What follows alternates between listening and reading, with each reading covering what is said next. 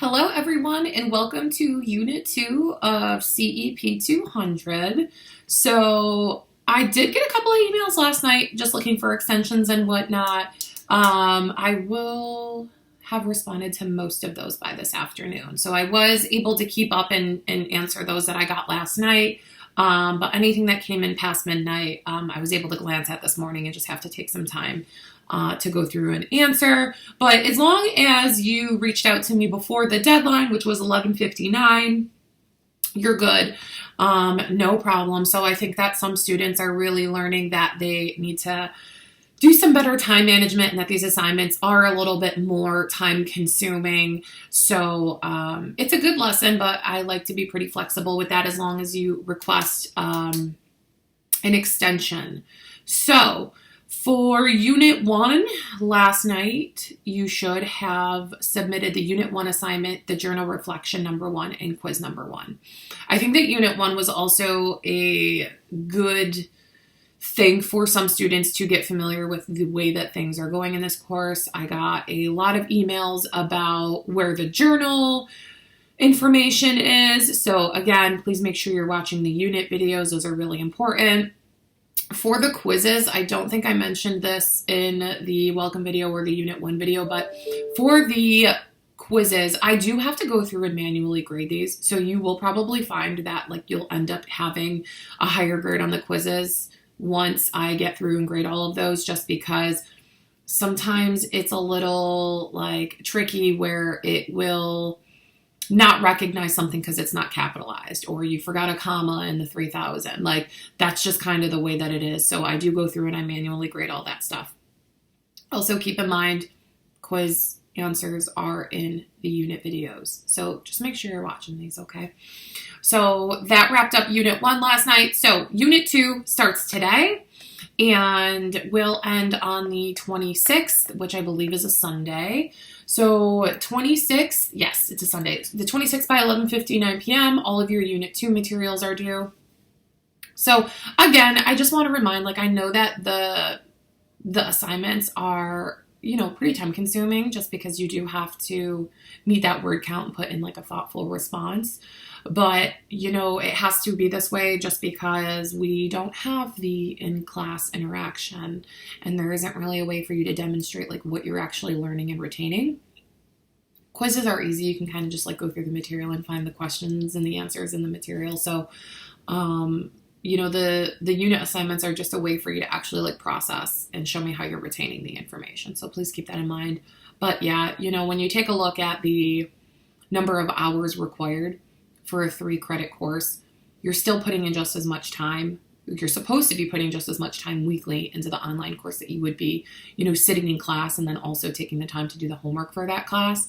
So it does even out. And I will say I have lessened the coursework quite a bit over the last couple of years. It was pretty hard when I first redesigned the course a couple of years ago. So just to keep in mind.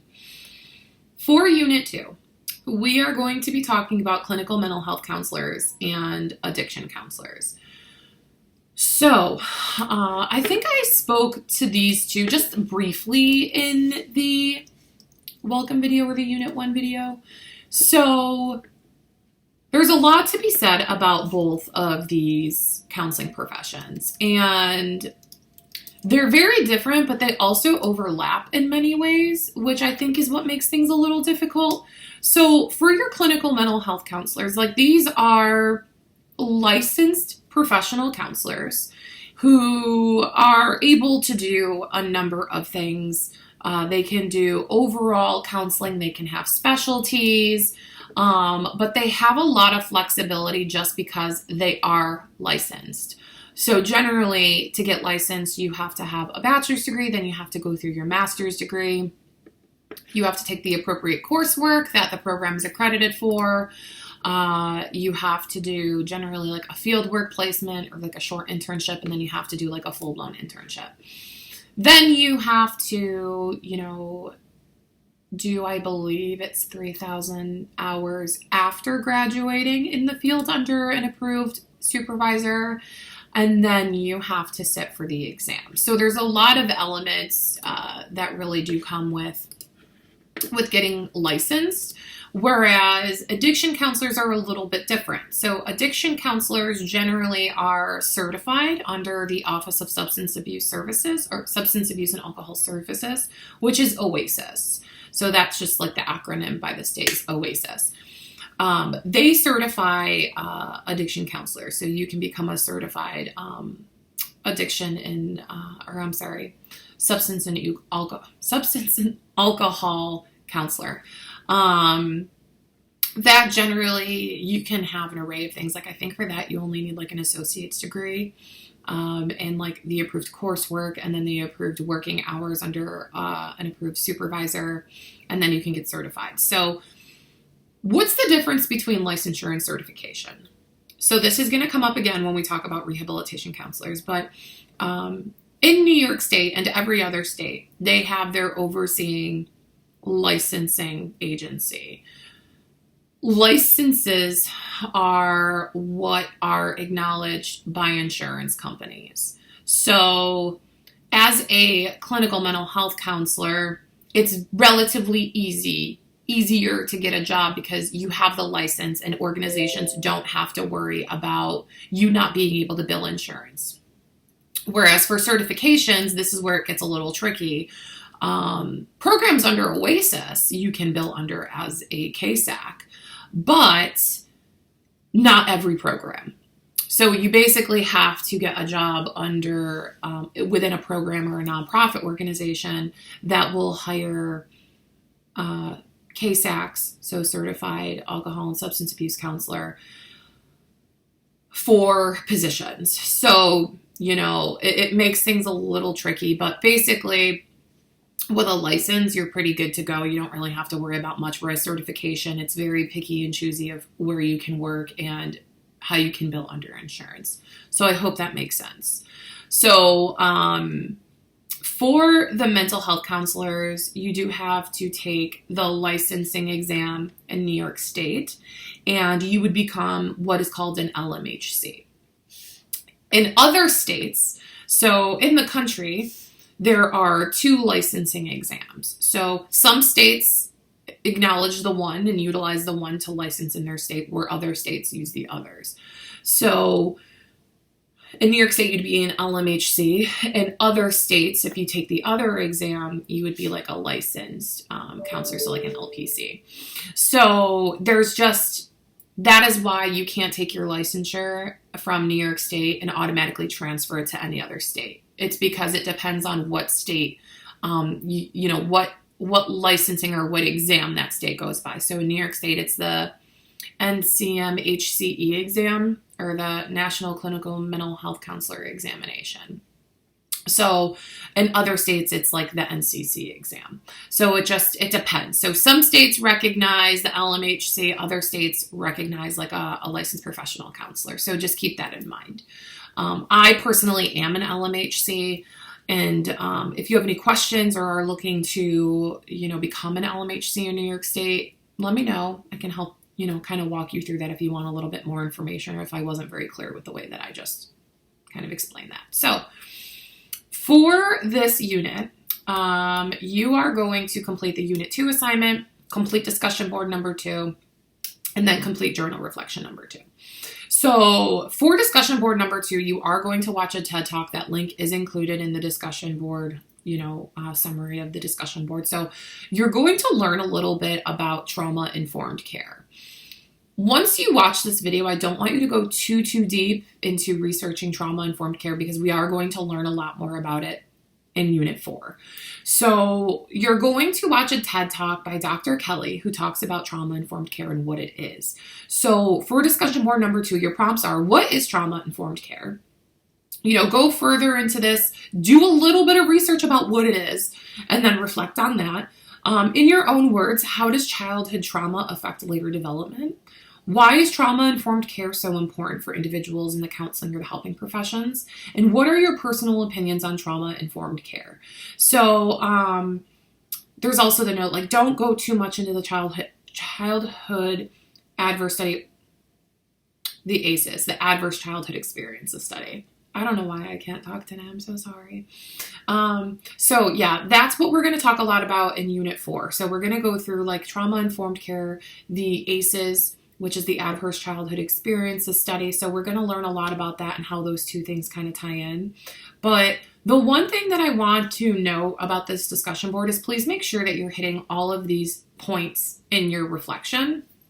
And then the other thing that I want to know is like, when you're going through and you're doing research and kind of explaining what your perception is of trauma-informed care in the discussion board, please know trauma-informed care is not an intervention. This isn't something that we just use sometimes with some patients. This is like an overall framework that you adopt into your practice and like who you are as a person and how you approach people. So, I've heard students say like, it's an intervention used when, like, no, you're going to use it all the time. It's kind of just going to become ingrained in your practice. So just keep that in mind.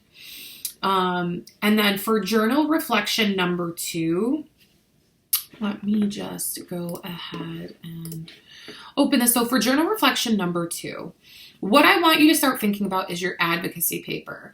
So we are going to choose a vulnerable population that you feel needs advocating for. You don't have to know that yet.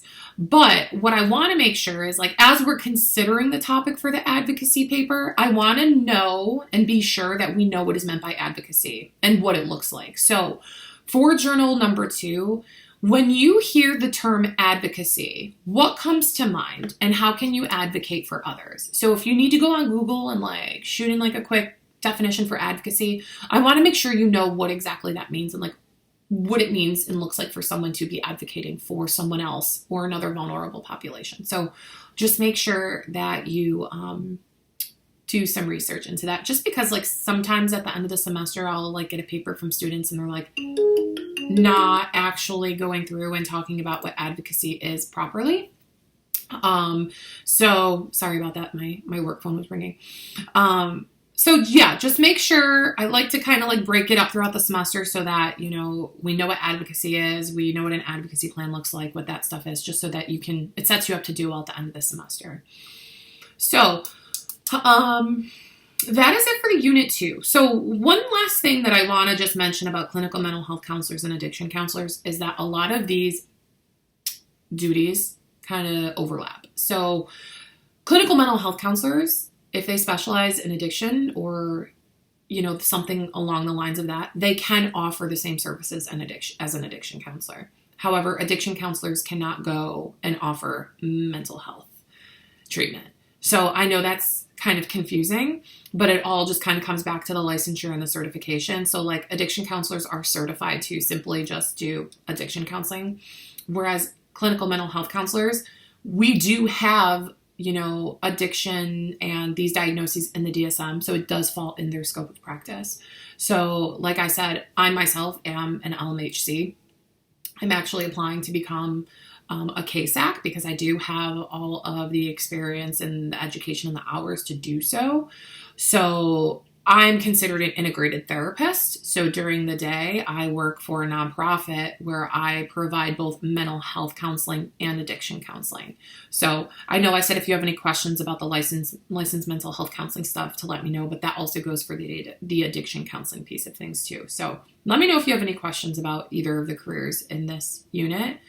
And I think that is it. So all assignments for Unit 1 will be completed as far as grading goes by the 26th of February. So by the time that Unit 2 is due, Unit 1 will be graded. So let me know if you have any questions or anything. No quiz this unit, just the Unit 2 assignment, discussion board number 2, and journal reflection number 2. You'll read a couple chapters from the book, watch a video for what is mental health counseling, and read a supplemental article in addition to the TED Talk for the discussion board. So let me know if you have any questions or if you think I missed anything. All right, I'll see y'all in 2 weeks. Take care.